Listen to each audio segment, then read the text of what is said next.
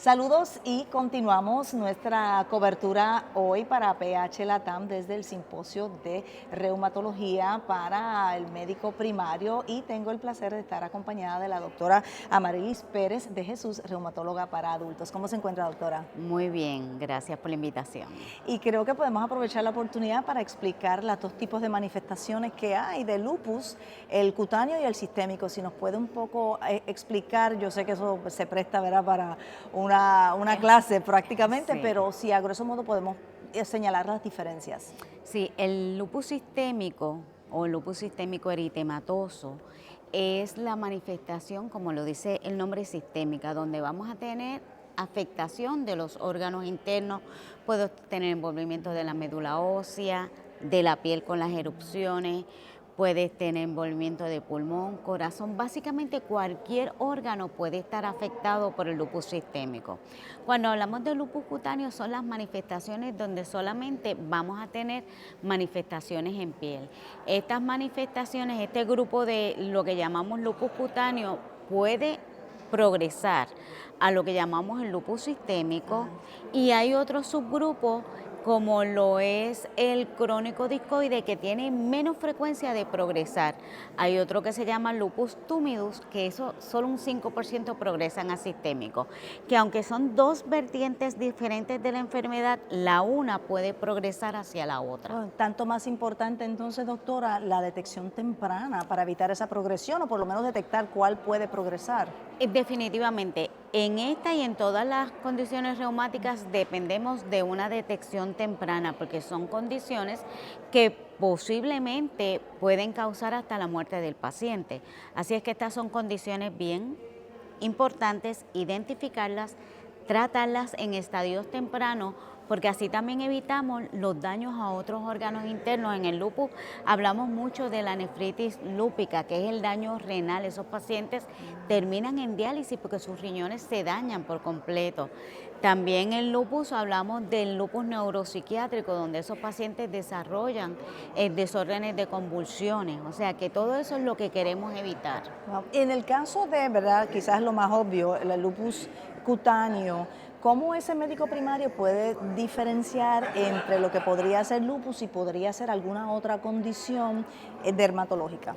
Mira, cuando hablamos de lupus cutáneo, el médico primario lo que debe tratar de hacer es, lo primero es identificar, ¿tiene una erupción en la piel? ¿Es lupus o no? ¿O es una dermatosis cualquiera?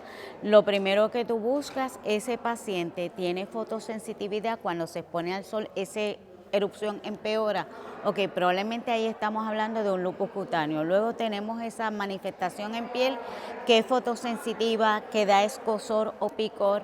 Entonces ese paciente de repente te dice, ay doctor, mire, yo tengo unos dolores y se me están hinchando las articulaciones. Ya tú sabes que debes asociar ambos síntomas y considerar que ese paciente lo que está teniendo es una manifestación sistémica de lupus.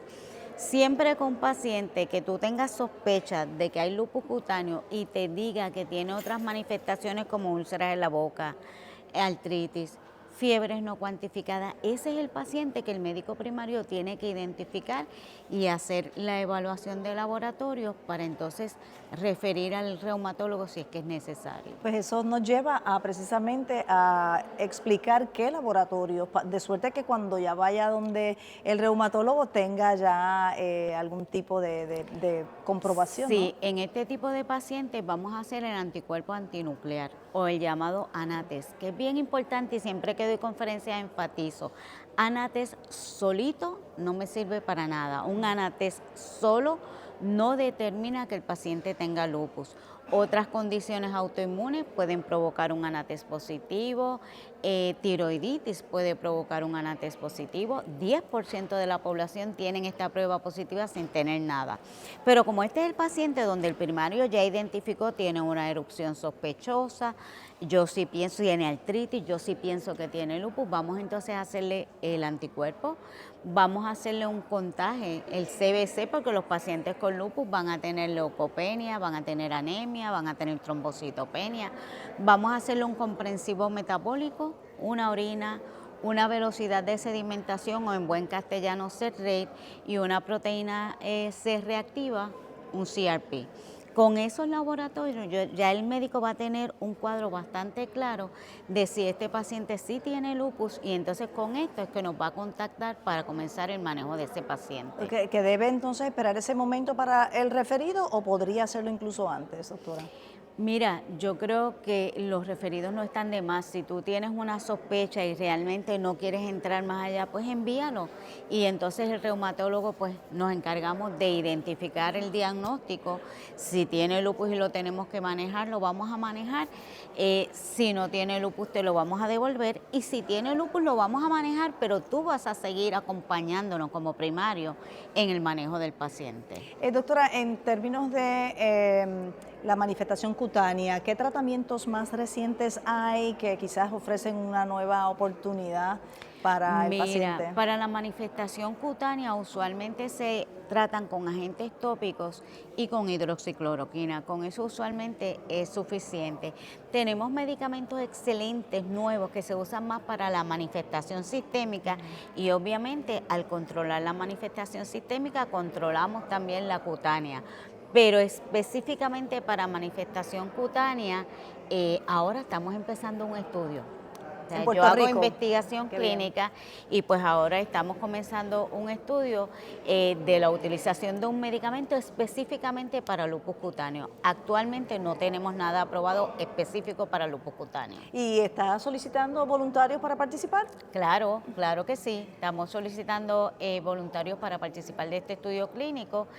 Nuestro centro de investigación es un centro de investigaciones clínicas de Caguas, es en Caguas y se pueden comunicar a los números de la oficina. Claro que sí, es importante que sepan que la participación de pacientes en estos estudios clínicos es vital para poder precisamente tener acceso a nuevos tratamientos. Sin eso sí, no definitivamente, y lo otro es que al hacerlo en Puerto Rico tenemos resultados y estudios con nuestra población.